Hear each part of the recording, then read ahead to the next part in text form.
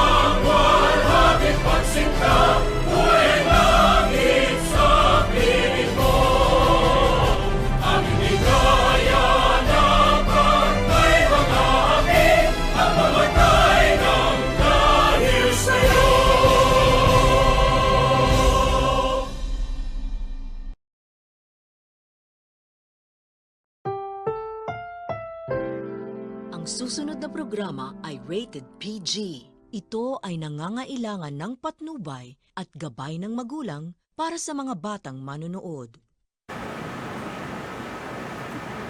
Simula na ng mahaba-habang kwentuhan session ngayong araw ng Miyerkules. Kaya ipunin na ang inyong mga kapamilya, kamag-anak, kapitbahay, kaibigan o kahit sino paman. Tara na tumutok dito sa pinakabagong Wednesday Kwentuhan. Ako po si V, ang inyong kaibigan, kasama at kakwentuhan. Narito ang mga kwentong tampok namin para sa inyo ngayong Miyerkules.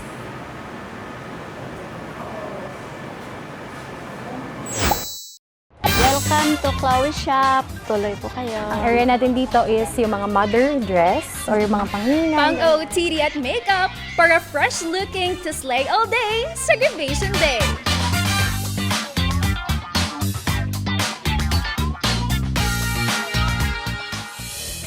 Barberong wala sa barbershop pero binabalik-balikan.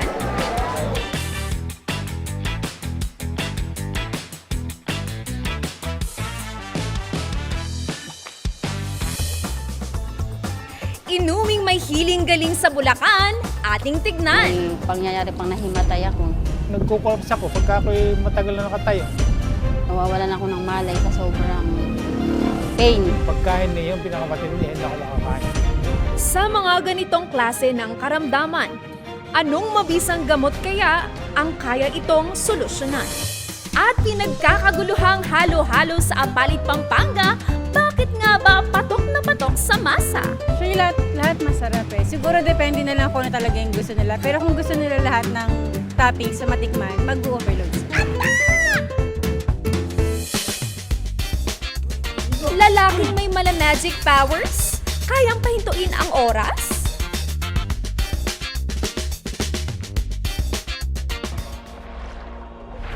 Earth, Fire, Air. Sa mga hilig ang travel at camera, tara na't mag-ride and click!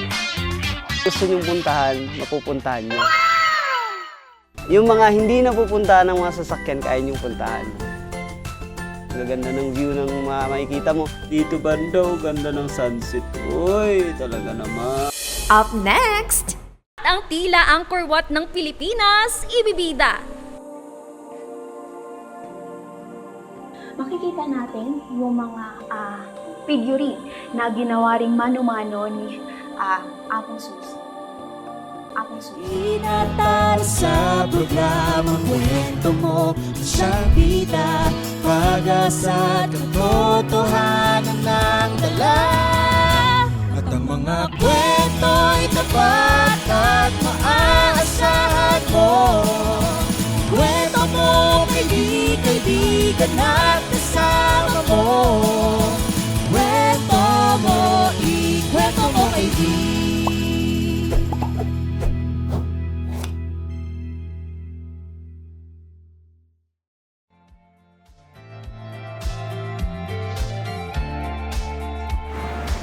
Ang Kwento Mo Yan V ay mapapanood live sa LVTV 78 at sa Bachelor of Arts in Broadcasting Facebook page. Pwede nyo rin kaming i-follow sa aming Facebook, X X at IG handles at KMYV Official.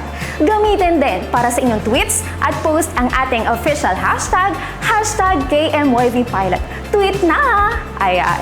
Sino ang mga graduating students dyan? Ayan, kaway-kaway! Dahil gagraduate na kayo ngayon taon. Sure na ba yan?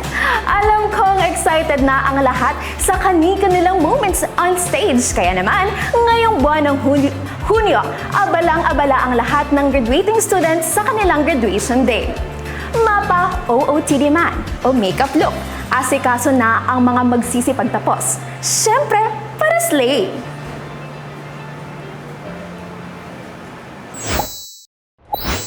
Media ang mga nagpo-post online ng kani-kanilang graduation pictorial. Mapapa, sana all ka na lang talaga. Sabi nga nila, katapusan nyo na. Pagtatapos na. Bukod sa toga, isa sa pabonggahan at ang pinaghahandaan sa graduation day ay ang kanilang formal attire. Dito sa isang rental shop sa Apalit, Pampanga, mula sa gowns, dress, Filipiniana at barong, kumpleto.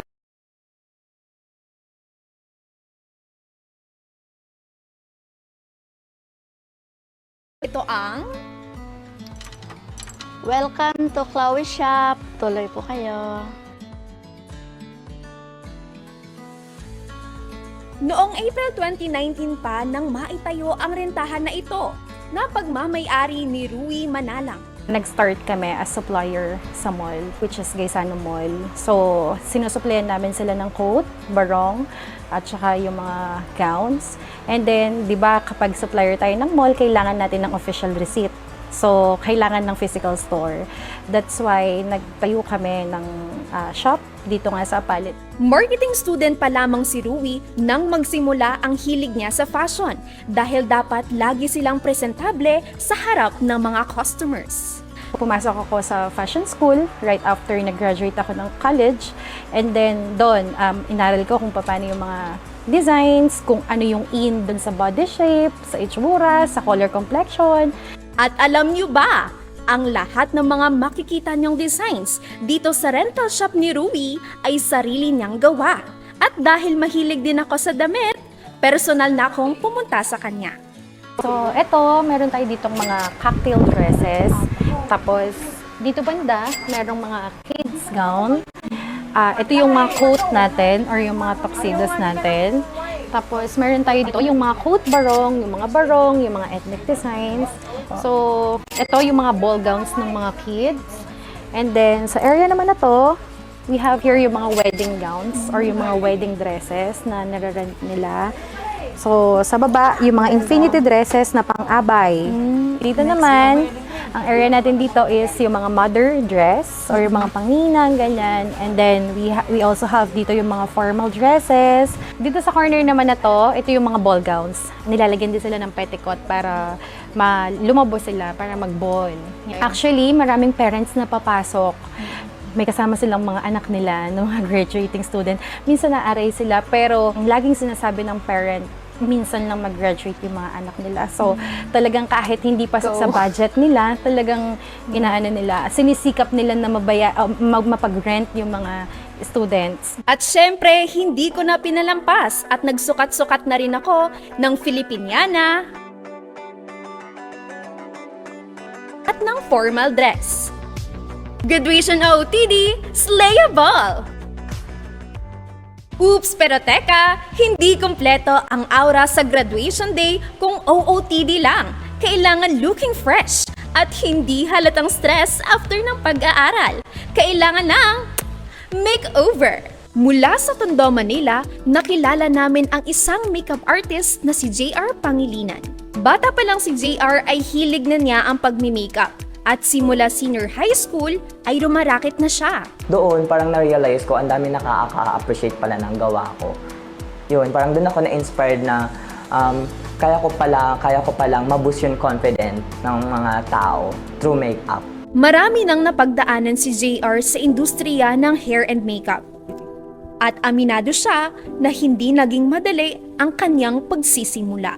Mag-isang pinag-aral ni JR ang kanyang sarili sa Maynila. habang ang kanyang mga magulang ay nasa probinsya. Nagkakaroon ako ng conflict kapag may mga client ko na sumasabay sa schedule ko sa school that time. Kaya parang namimili ako kung ano ba yung uunahin ko. Kasi kung hindi ko uunahin yung makeup, wala naman akong budget. Pero awat tulong ng Diyos, nakaraos kahit papaano. Napagsabay ko naman yung pag-aaral ko at yung pagme-makeup ko. Sa ngayon, siya ay full-time virtual assistant at on-call hair and makeup artist sa mga birthday parties, kasal, tapings and concerts ng Wish Date at maging sa Good Morning Kuya. At dahil nga graduation season ngayon, naghanap ang aming team ng isang graduating student dito sa La Verdad Christian College Apalit na bibigyan ng free makeover na glowy and natural looking makeup na patok ngayon bilang graduation look, pa-fresh at soft girl lang.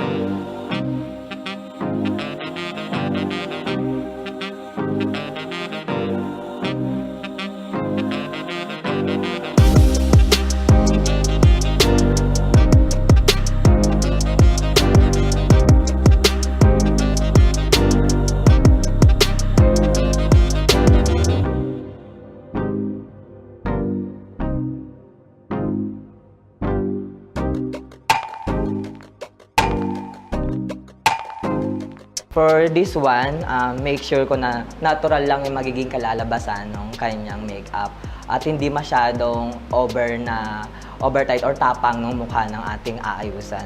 For the overall, kinomplement ko lang yung mga color combination na babagay sa skin color niya para hindi siya magkaroon ng confusion sa itsura niya. So I make sure na lahat ng nilagay kong kulay is safe color and super natural looking lang. Fresh look. Sabi nga ng marami, malayo pa pero malayo na. Ang pagtatapos ay umpisa pa lang ng totoong buhay. At totoo na hindi rin biro ang makatapos ng pag-aaral. Kaya sa huling pahina ng ating buhay estudyante, deserve mong mag-slay all day sa iyong graduation day. Talaga namang slay na slay. Ngayon, usapang looks pa rin tayo ang ating buhok. Sabi nga, ito ang ating crown ni Glory. At para ma-achieve ang everyday good hair day, mayroong iba't ibang paraan. Gaya na lamang ng magandang haircut. Pero paano kapag ang gupit na nais ay biglang lumihis? Ang impact ng buhok sa overall looks ko is nakaka-impact siya sa overall confidence mo. Kahit hindi ka ganun kagwapuhan, pero pag maganda yung buhok ko, kapansin-pansin talaga yun. Kumbaga parang pogi points na yun sa ibang mga tao. Pag parang looking professional, isa kasi ba pag yung gupit mo, di ba, parang mukhang addict na gupit. Tapos may pag-usap ka professionally, para nagiging yung tingin sa'yo bumababa. Pero paano kung ang gupit na nais ay lumihis? Gaya na lamang ng mga trending videos na ito. Hindi ko gusto to. Sabi ko, paid. Hindi paid nga. Sabi ko, paid. Ginawa, paid away. Merge fade pa rin to, ya? Oo. Ano yan? Makeup. Oh, no! Merge fade.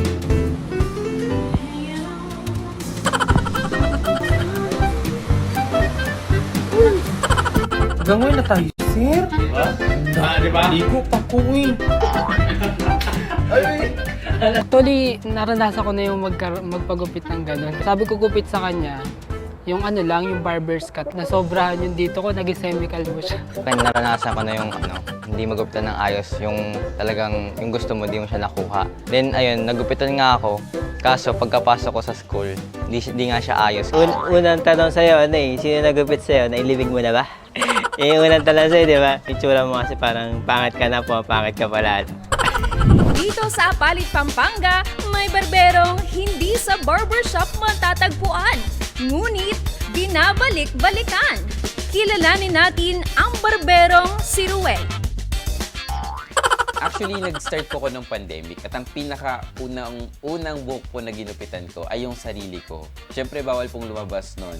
Tapos nakita po ng mga pinsan ko, okay naman. Kaya na-encourage po sila na magpagupit din. Doon na po ako unti-unting nagka-interest sa barbering and nag-aaral po ako bilang college. Nakakatulong na rin po siya sa akin sa mga gastusin. Bukod sa pagiging barbero, si Ruel ay isa ring estudyante. Isa po kong BA Broadcasting student. Mahilig po kasi ako sa media.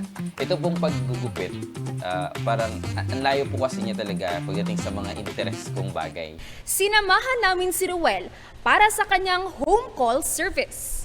Sa unang tingin, aakalain mong papunta ito sa isang shooting dahil sa camera bag nitong dala. Pero Actually, ano po siya, hindi po camera. Dito ko po kasi nilalagay yung mga panggupit ko, yung mga, ito pong mga gunting, mga suklay. Opo!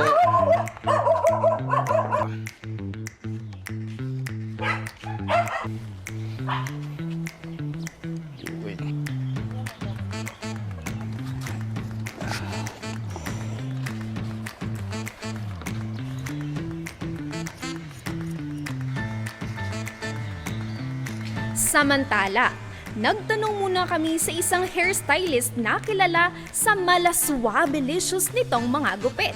Walang iba kundi si Louie Packing. General, kamusta? Anong balak natin sa buhok mo? Magandang araw sa iyo, Ginoong Louie Packing. Nais ko sanang ma-achieve. Ma-achieve? Makamit ang gupit. Hello, I'm Louie Packing. 3 years in barbering industry.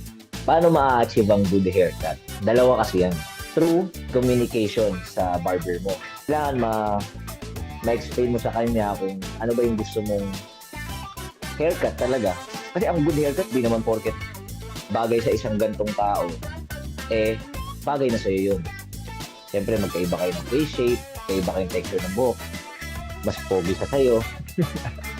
As a barber ka naman, paano ba mag-a-achieve yung good haircut? Kailangan aral ka. The best, mag-aral ka, nag-seminar ka para matuto, hindi para makakuha lang ng certificate. Kailangan ng barbero, aral. Alam niya ginagawa niya, naiintindihan niya yung ginagawa niya. Ang barbering, hindi lang siya basta haircutting. Ano talaga siya, may pagiging artist siya. May art yan kasi na-express mo yung art mo through haircutting. Balikan natin si Ruel. So ngayon, lapit na siyang matapos actually. Konting soft na lang and retouch, then okay na. Ito na ang hinihintay natin. 1, 2, and... Wow! Instant pogi!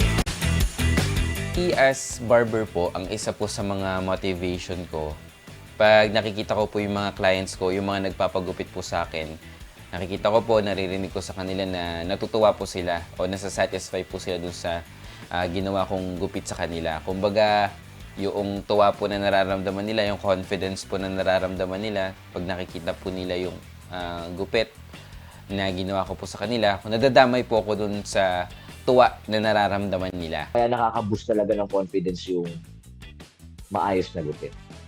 Kahit pangit ka, minsan pag maganda gupit mo, kakatulong eh. Parang, pogi-pogi ko ngayon ha.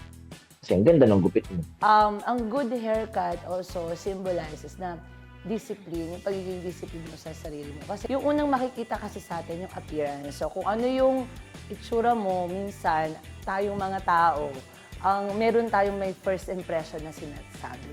Or ang magiging reflection yun sa'yo ay dignity, respect. Pagka maayos yung haircut mo, postura ka pa, pati yung inner mo, yung pagkatao mo, kahit di ka mayaman, nagmumukha kang mayaman, magandang magandang impact para sa'yo. Pandagdag din yun ng confidence mo. May kasabihan nga tayo, hindi ka pangit. Kailangan mo lang ng magandang gupit.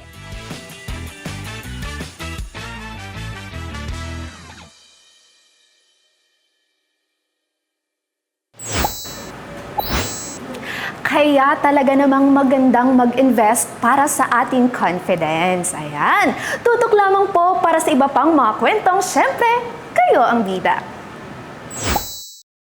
Up next, inuming may hiling galing sa Bulacan, ating tignan. May pangyayari pang nahimatay ako. Nagkukulaps ako pagka ako'y matagal na nakatayo. Nawawalan ako ng malay sa sobrang pain. Pagkain niya yung pinakamatindi, hindi ako makakain.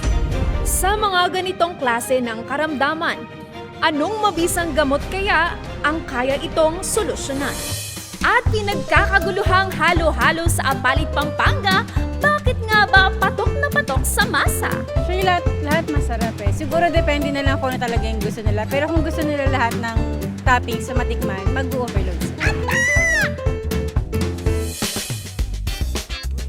Lalaking may magic powers? Kayang pahintuin ang oras?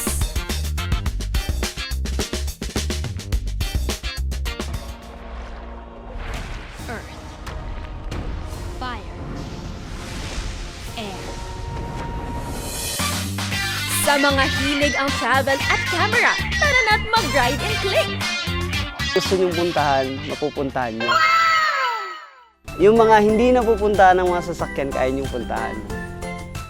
Gaganda ng view ng makikita mo. Sabi nila, may mga bagay na pwede lang gawin ng isang babae. May mga bagay na pwede lang gawin ng isang lalaki.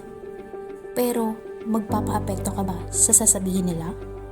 Hindi dahil lalaki ka, hindi ka na pwedeng umiyak. Hindi dahil babae ka, hindi mo na pwedeng gawin kung ano man ang gusto mong maging sa buhay. Hindi dahil naiiba ka, hindi ka na pwedeng maging mabuting tao.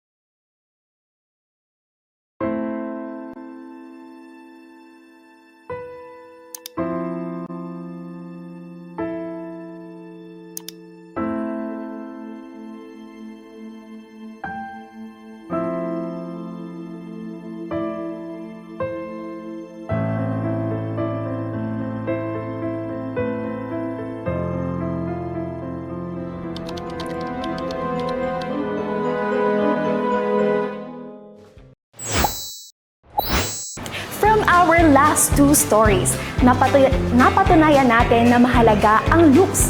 Pero aanhin mo naman ang looks kung ang bituka mo na may nabubulok? Oh no! Kaya't kung gusto natin ng wealth, pag-usapan naman natin ang health. O sa mga acidic out there, huwag ipagwalang bahala. Tara na't mag-organic para terrific! Gastroesophageal reflux disease o mas kilala sa tawag na GERD. Sa datos mula 2019 sa buong mundo, mayroong nasa mahigit 780 milyong kaso nito. At sa Pilipinas, patuloy pa rin itong tumataas. Para kina Maribel at Pablo, ang karamdamang ito ay naging parte na ng araw-araw nilang problema. May pangyayari pang nahimatay ako. Nagkukulaps ako pagka ako'y matagal na nakatayo. Nawawalan ako ng malay sa sobrang pain. Pagkain niya yung pinakamatindi, hindi ako makakain. Sa mga ganitong klase ng karamdaman, anong mabisang gamot kaya ang kaya itong solusyonan? Nakilala namin ang isang business owner sa Paumbong, Bulacan na ang ultimate goal ay ibsan at makapagdulot ng ginhawa, hindi lang sa sarili niyang karamdaman, ngunit pati na rin sa iba. Gamit ang kanyang produktong probiotic na organic, ang ProBio Enzymes. Ang primary reason ko kung bakit ako nagtayo ng organic, BPAS organic products, actually di business eh. Ang gusto ko lang talagang reason ko noon eh, madugtungan pa yung buhay ko. Kasi parang damdam ko noon, hindi nga ako tatagal. Para bang sakitin ako, lagi sa kabila ng healthy lifestyle man ako eh. nandiyan pa rin, may dumating na sakit sa akin. Nag-research ako, pakakatwala ko sa larangan ng medical at inalam ko yung mga ganung bagay. Ang ProBio enzymes ay gawa sa sariwang katas ng mga prutas gaya ng mansanas, mangga, papaya, citrus at iba't ibang mga gulay gaya na lamang ng pipino at malunggay. Eksklusibong ipinakita sa amin ni Mang Vic ang proseso sa paggawa nito. Bali, ito po yung fermentation area ko, bali room na dito po ako nagpa-ferment ng mga in-extract galing sa mga katas ng prutas. Then, ito po may mga pinaka minimum period po na at least 3 months. Makikita pa niyo maraming white precipitate sa ibabaw. Ito po.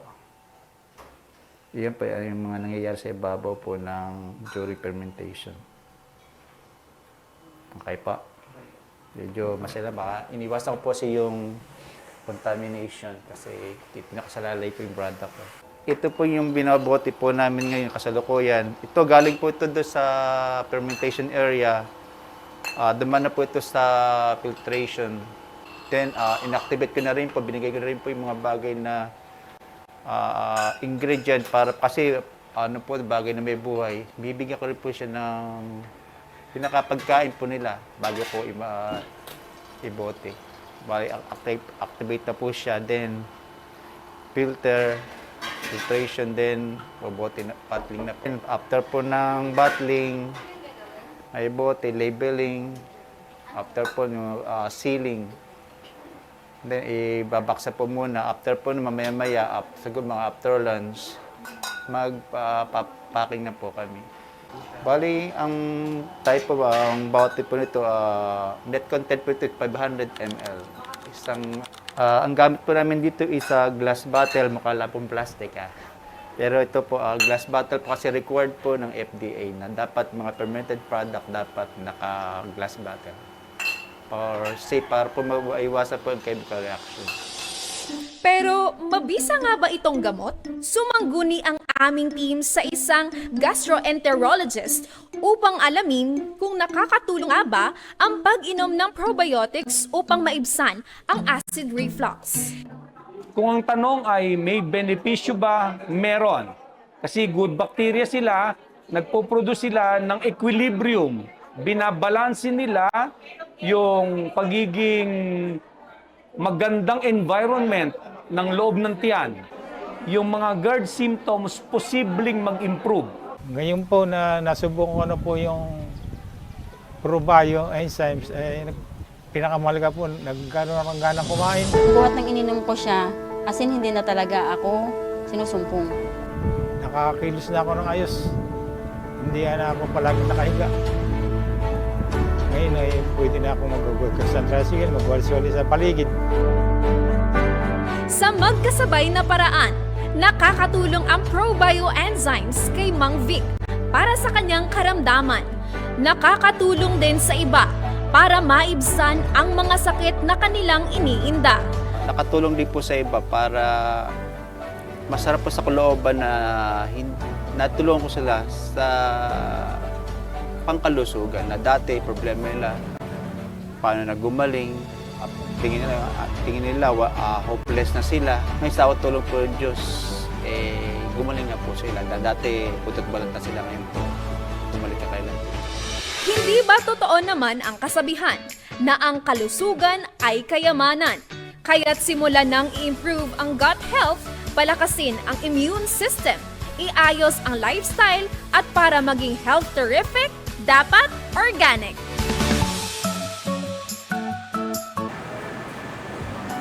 Kaya maiging naaalagaan natin ang ating kalusugan sa pamamagitan ng pag-iwas sa mga bagay na sobra. Pero siguro, a cup of dessert won't make your tummy hurt? Dahil ngayon naman ay pupunta ang aming team upang magpalamig sa trending dessert house na Bonds Con Hielo sa San Juan, dito pa rin sa Apalit, Pampanga. Tara na't mag-food venture! Huling hirit sa tag-init.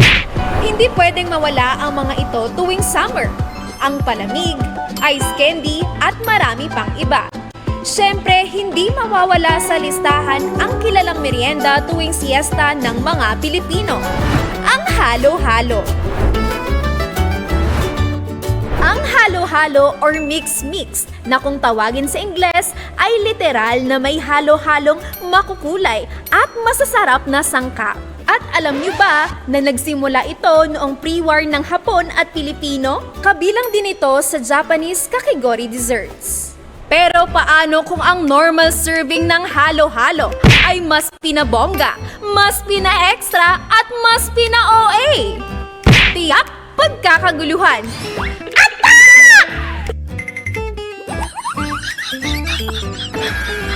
Gaya na lamang ng pinipilahan dito sa Apalit, Pampanga.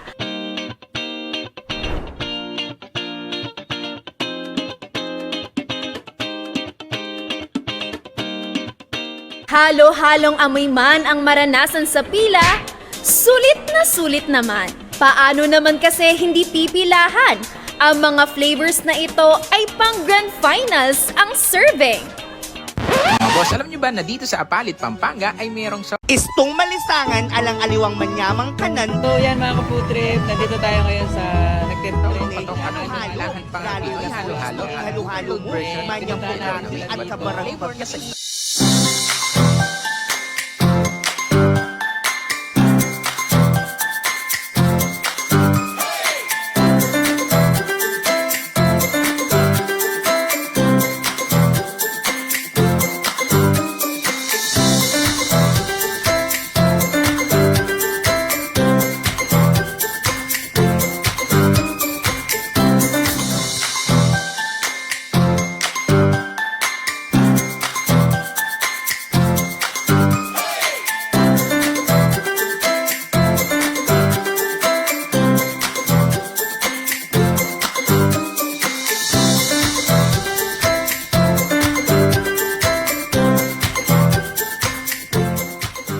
Noong pandemic nang umpisahan ang Bonds con Hielo nang magpartner na sina Irvin at Abby na nag-crave lang sa halo-halo?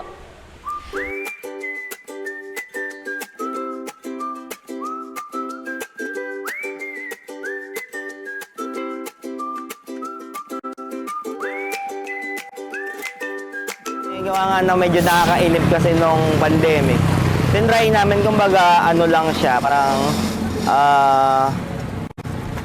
pambalipas oras lang, parang ganun. Tapos, hindi ko namalayan na parang maganda din pala yung kitaan dito. At hindi nila inakala na ang kanilang halo-halo ay papatok sa madla. Meron po kaming 5 flavors. Unang-una po yung overload, pangalawa, Pinoy halo-halo, pangatlo, crema de leche, mais con hielo, tsaka buko pandan.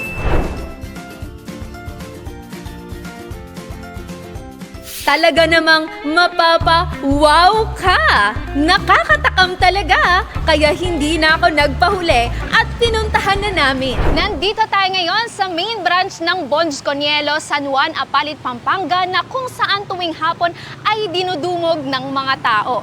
Sa OA nitong dessert drinks at nonchalant na presyo ay tiyak na mabubusog ang inyong mga tiyan. Patok na patok din sa panlasa dahil homemade ang kanilang gatas at iba pang mga ingredients. Tara na! Finally! Ay titikman ko na rin ang isa sa mga bestseller nilang Uberload! Uberload! Tara, tikman na natin ang isa sa mga bestseller ng Bonds con Hielo. Ito ay ang Uberload. Ayan, makikita natin na maraming ube siya, di ba?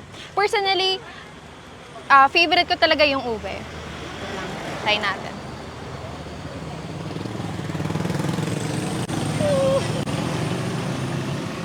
Ang sarap! Ang sarap talaga ng ube. And tikman din natin yung leche flan. Masarap din siya. And try nating haluin yung iba pang mga ingredients. Ayan, meron siyang, try natin ito. Meron siyang saging. Ang sarap. Mapipil mo talaga na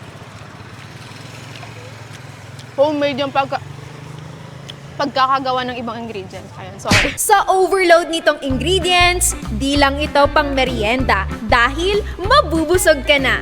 Kaya talaga namang patok na patok ito sa mga apalitenyos. Actually, lahat masarap eh. Siguro depende na lang kung ano talaga yung gusto nila. Pero kung gusto nila lahat ng toppings sa matikman, mag-overload sila. Pare-pareho naman siyang masarap. Kaya lang siya depende sa panlasa nung bibili, di ba? Ako kasi mas gusto ko yung overload ba yun? Malaki na rin ang naging tulong ng negosyong ito sa kanilang pangkabuhayan dahil ngayon ay may 5 branch na sila around Pampanga at Laguna. Sabi nga, basta may sipag, may halo-halo. At dahil nagutom din ang aming team, tayo ay titikim ng Buns con Hielo. Manyaman! Mga kaibigan, trending na tayo at number 2 sa buong Pilipinas with the hashtag KMYVPilot. Maraming salamat at so far ay nagugustuhan ninyo ang mga kwentong inihanda namin ngayong linggo. Siyempre, tuloy-tuloy lang ang ating expertise still using the hashtag KMYVPilot. Don't change the dial sa mga kwentong premium at hindi free trial.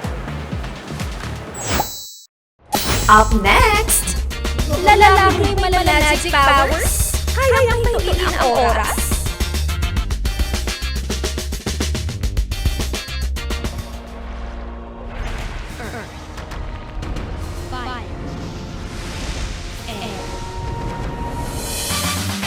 Sa mga hilig ng sagad at camera, tara na mag-drive click! Pupuntahan nyo.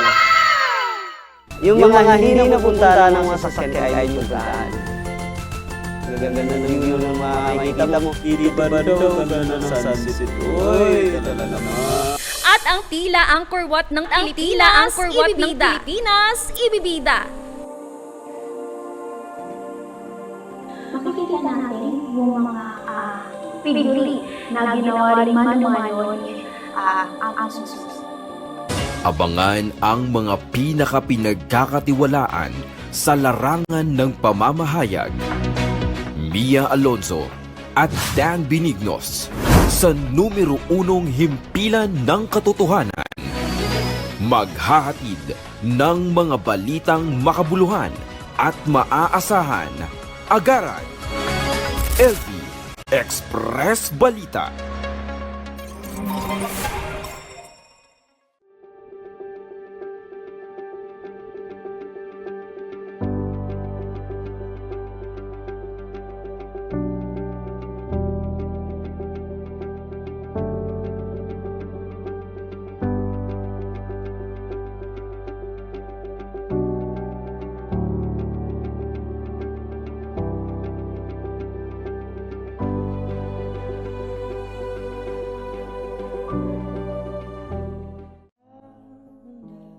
Ako, si Jadine. Isa akong bading. Pero magaling ako sa camera. Sa pag-i-edit. At sa mga bagay na gusto ko. Kaya lang, hindi ako tinatanggap sa trabaho. Kasi, ganito ako.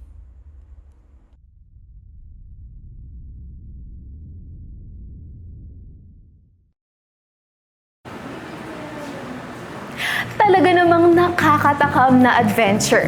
Pero sa segue muna din tayo sa isa pang adventure. Malikot na imagination, plus camera, plus editing manipulation. Equals magic. Kilalanin ang video tricks editor na si Janelle.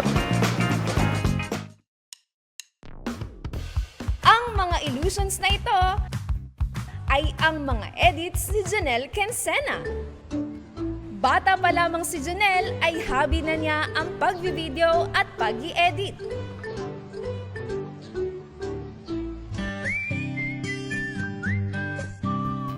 Hello, I'm Janelle Quincena and 26 years old. Saan ako natuto mag-edit at kailan? I remember 2014 at 16 years old ako noon. Kung kilala niyo si Zach King, na-inspired ako sa mga videos niya, yung mga magic tricks. Kaya nagtingin-tingin ako sa YouTube kung paano gawin yon. Nag-shoot ako ng mag-isa ko para gawin lahat ng tutorial sa YouTube. Kaya yun, nung nalaman ko na yung kung paano gawin, na-enjoy ko, kaya tinuloy-tuloy ko, tapos nagustuhan kong na mag-edit.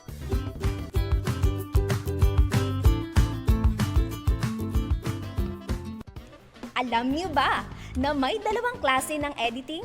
Ito ay ang linear at non-linear editing. Ang linear editing ay ang mano-manong pagdurugtong ng mga film strips upang makabuo ng isang sequence. Ang non-linear editing naman ay more convenient dahil nakakapag-edit na tayo ng mas mabilis at mas madaling paraan gamit ang iba't ibang software applications. Water, earth, fire, air. Long ago, the four nations lived together in harmony. Then, everything changed when the Fire Nation attacked. Only the Avatar, master of all four Walang elements, workshop na could stop inatendan. Ano lang, talagang YouTube University lang. Sa YouTube lang ako nag-aral na iba-ibang mga channel na about sa kung paano gawin yung mga magic vines ni Zack King. Nag-start nga ako agad sa sa Adobe After Effects. Hindi pa ako nag-premiere, kaya yun, talagang sa YouTube lang ako nag-aral. Nung college na ako, nung broadcasting na, usually isa ako sa mga main editor sa classroom namin. Yung in-edit ko, pag may mga short film kami, tas mga short documentary, isa ako doon. Laking tulong din kasi sa akin to dahil nagustuhan ko talaga yung pag-edit. Tapos yung sa achievements ko naman, yung nakasama ko yung mga artista sa Cornerstone. Yung nandun sila sa Milby, Julia Montes, Kali Ramos, and Inigo Pascual, tapos madami pang iba. Kinontak ako, tapos may agreement kami doon, nakapag-deal ako, tapos gumawa ako ng mga videos nila para sa akin. Tapos ginawan ko rin sila ng mga magic vines videos nila para sa promotion nila, mga concert, tapos mga show nila, ganun.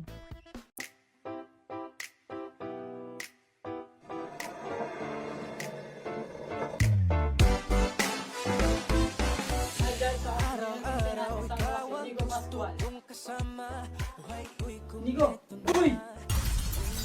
Uy, what's up, brother? What's up, what's up? What's up, guys? Ako po si Nico Pascual at iniimbitahan ko kayo sa aking Dasio Thanksgiving concert this December 1 na po yan sa Music Museum, 8 p.m. Magkita-kita tayo dyan. Thank you. Sabi nga nila, masaya at nakakalibang mag-edit. Pero ano nga ba ang mahirap na parte ng pagiging isang video editor? Yung 4 ko na client, may isang full-time, tapos yung iba part-time, tapos yung iba project-based. Yung mahirap sa akin doon is pag nagkasabay-sabay yung deadline nila, talagang kailangan kong magpuyat. Tapos talagang kailangan kong madaliin yung mga yon para lang matapos yung So yun yung mahirap sa akin, yung mag-time management doon kasi nga madami akong client. Yung isa kong full-time na in-edit, nakabase siya sa New York. Yung isa ko naman, may part-time ako, sa mga dealership ng sasakyan, mga car promotion. Yon, sa US based din siya. Tapos may mga din ako, project based lang din na minsan lang. Sa Upwork naman, iba-iba din yung client. Mga short form videos. Siguro yung achievement ko sa pag-edit, yun nga, nakapag-travel na ako sa iba't ibang countries, like twice sa Japan, sa Taiwan, tapos ngayon sa Canada. Tapos yun nga, nakabili na rin ako ng sarili kong sasakyan. Ang mapapayo ko lang sa mga future editors, gawin nyo lang hobby. Explore lang kayo ng explore. Kung ako nga natuto sa YouTube lang, kaya nyo rin yan. At yung mga achievements na nagawa ko, kaya nyo pang higitan yan. At syempre, with the help of God, lagi din mag-pray at hingi ng guide. Magpasalamat sa Kanya. Isa lamang ang istorya ni Jonel sa marami pang success stories ng iba pa na naghihintay lamang maikwento. From amateur editor to professional na ngayon, Edit Back! Matapos ang mga nakaka-amaze na magic editing tricks, ituloy-tuloy na natin at mag-rides tungo sa mga nakaka-amaze at picture-perfect na destinations. O para sa mga bikers out there, tara na, let's ride and click! Burnout ka na ba sa kaka-work? Aba, mag-resign ka na. Joke lang po. Ba't di mo na lang subukan ang iba't ibang habilibangan para mabawasan ang stress? Gaya na lamang ng aming nakilala na si Marjon o mas kilala bilang Kulots. Ba't nga ba ako nagbabike? Siyempre, bumili ako para magbisikleta. Anong bibili ako bisikleta para maglaro ko sa track and field? Bilang isang videographer, mahilig daw talaga si Kulots sa pagbablog. Kaya ako nahiligan magbablog dahil kumbaga for memory. 60. Halimbawa, may pupuntahan dito, kung anong mga ganap sa buhay. Medyo maganda na yung daan. Video ko nga to. So may memory ako, maalala ko. Papunta kami nga San Rafael, Bulacan. Doon sa Starbucks Bikers Coffee.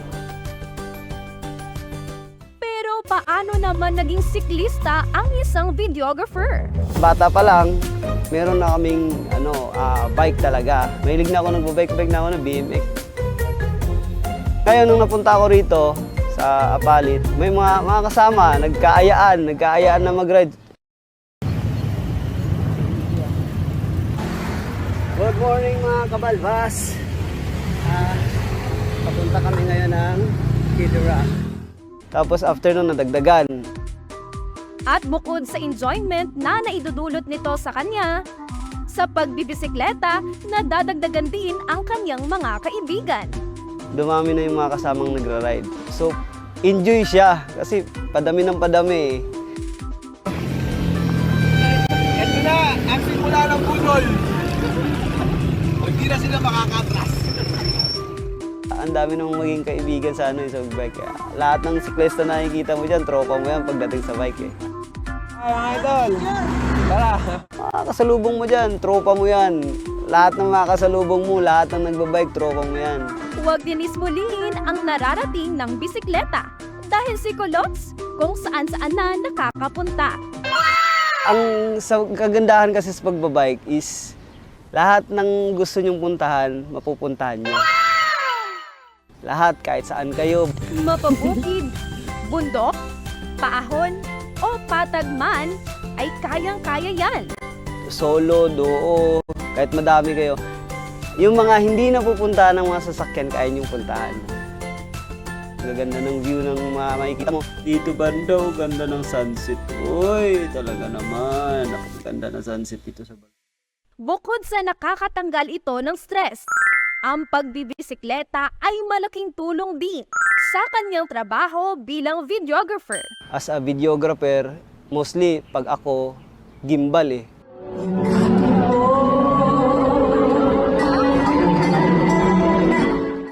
Alam mo naman, pag nagigimbal ka is talagang lakad ka ng lakad. Kailangan physically fit ka rin eh, dahil sa trabaho mo. Kasi gimbal, siyempre kailangan yung lower body mo eh, lower body mo dito, tsaka yung shoulder. Kailangan stable yon. Nakakatulong siya. Cardio and muscular endurance. Lahat ng parts ng katawan natin gumagana. Ay po ang mental ability mo, kung paano mo ibabalance yan. Kasi meron tayong tinatawag na gravitational pressure. So, dapat balanse ang paggamit mo dyan. And yung cardio naman, nasusubok yung resistance ng lungs mo. Kung may endure mo ba yung energy na nilalabas ng katawan mo. And maganda rin po ito dahil malakas po itong magpapawis. Ang pagbabike kasi, hindi siya pang bata lang, hindi siya pang matanda lang. Kahit anong edad mo, pwede ka magbike. As long as capable ka magbike. Pero teka, kumusta naman kaya ang bulsa ng ating siklista? Hindi siya magastos. Yun nga sinasabi nila, saan aabot ang 20 pesos po. Abot na to hanggang bahay. Bawa, ikaw wala kang pera, tapos meron namang kasama. Kasi masaya pag marami. Dalawa. Kapsi na rin ako. Kapsi nila. Meron kang baong 100. Isang ride na yun. Punta kayo sa ganitong lugar. Pagkain namin doon, tambay-tambay. Babalik. So yun guys, trinay ko lang naman ang thrill dito sa Starbucks. At medyo mahirap talaga siya kasi first time mo din. Pero siguro next time babalikan namin. Rides plus vlogging? Click yan! Napapagala ka na, nakakapag-exercise ka pa! Talaga namang na-inspire ako sa'yo sa kwento mo, Morjon. At sana na-inspire din kayo. Kaya't huwag bibitiw dahil marami pa kaming inspiring stories para sa inyo. Up next, ang tila Angkor Wat ng Pilipinas, ibibida. Makikita natin yung mga figurine na ginawa ring mano-mano ni Apong Susi.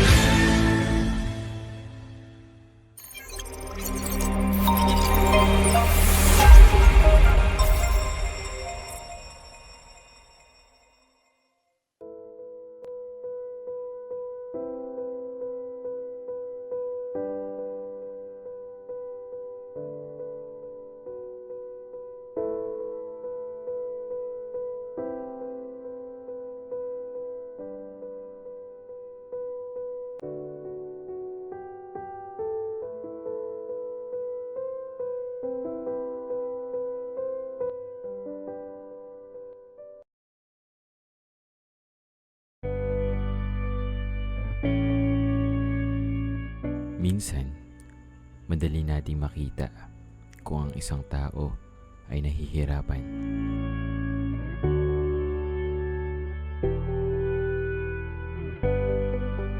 At minsan, mahirap ding makita o malaman.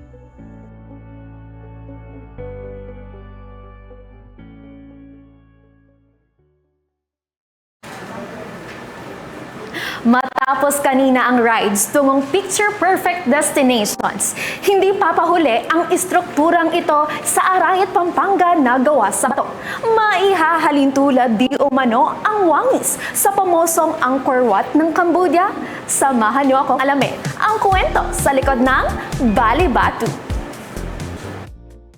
Ito ang 8th wonder of the world, ang Angkor Wat ng bansang Cambodia.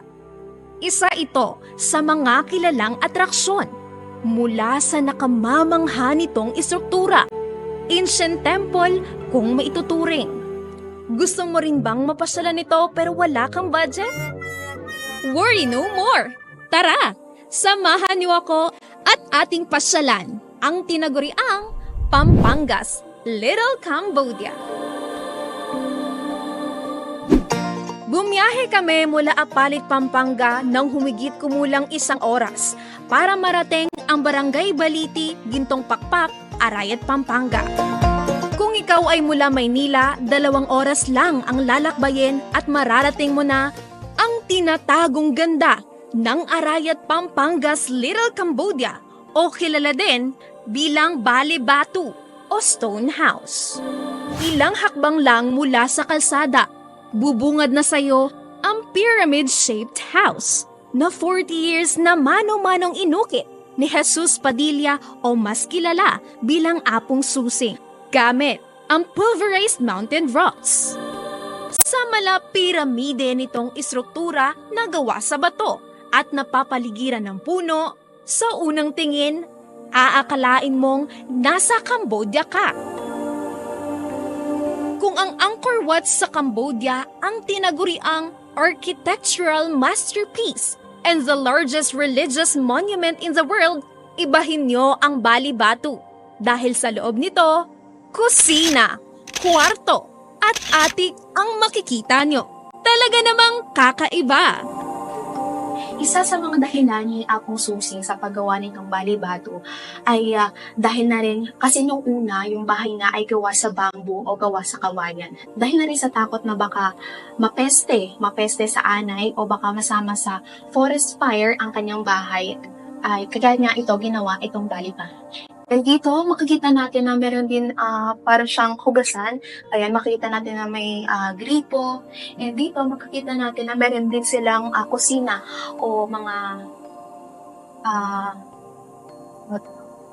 pwede natin itong hugasan. And meron din ditong CR. Ayan.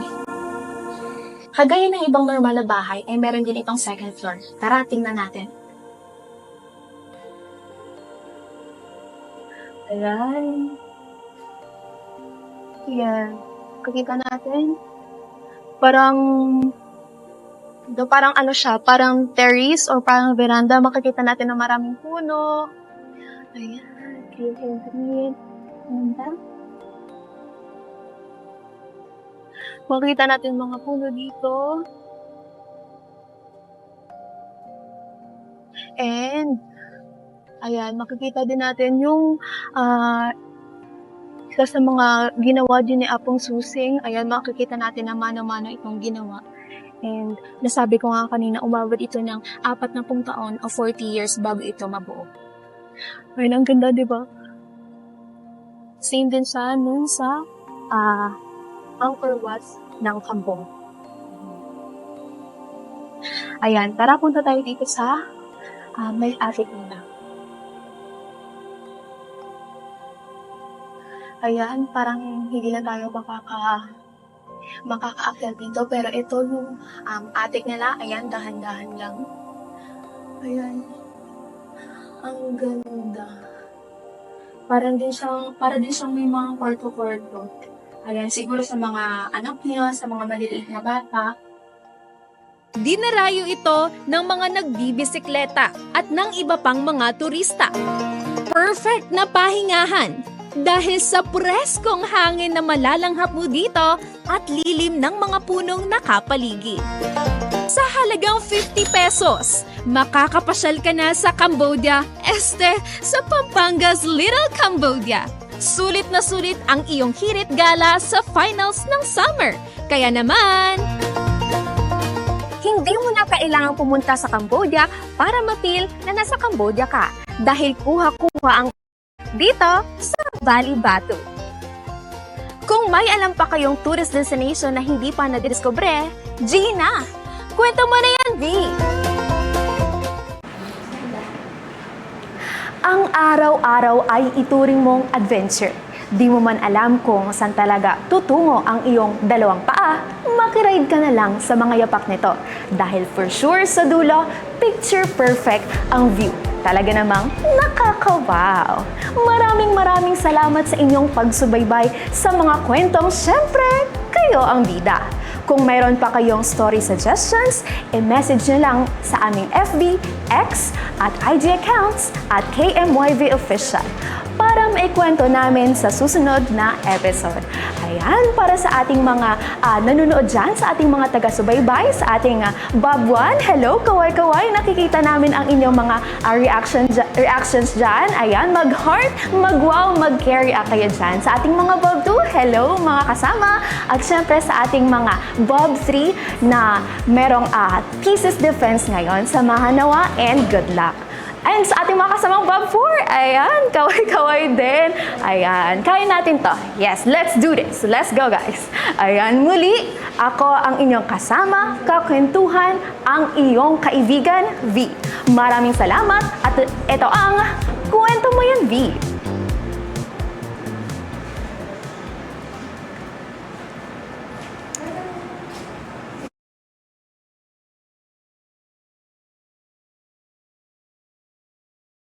Halina tayo sa programang Kwento Mo Siyang Bida, pag-asa at katotohanan ng dala.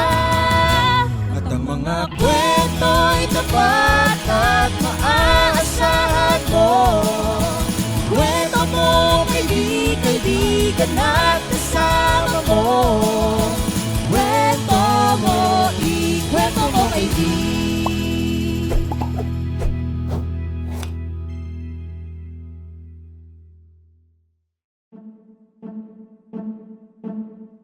Parang under the table. Depende sa sitwasyon. Hindi din siya ethical.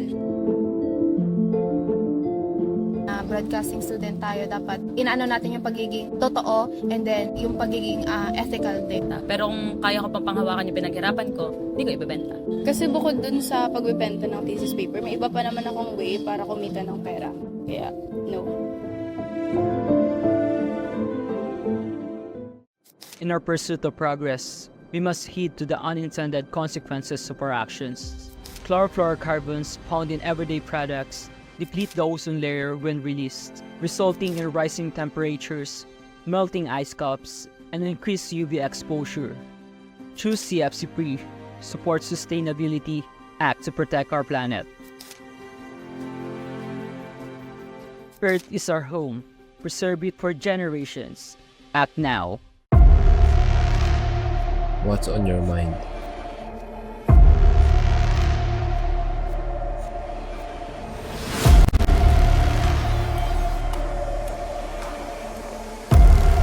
Remember, think before you post.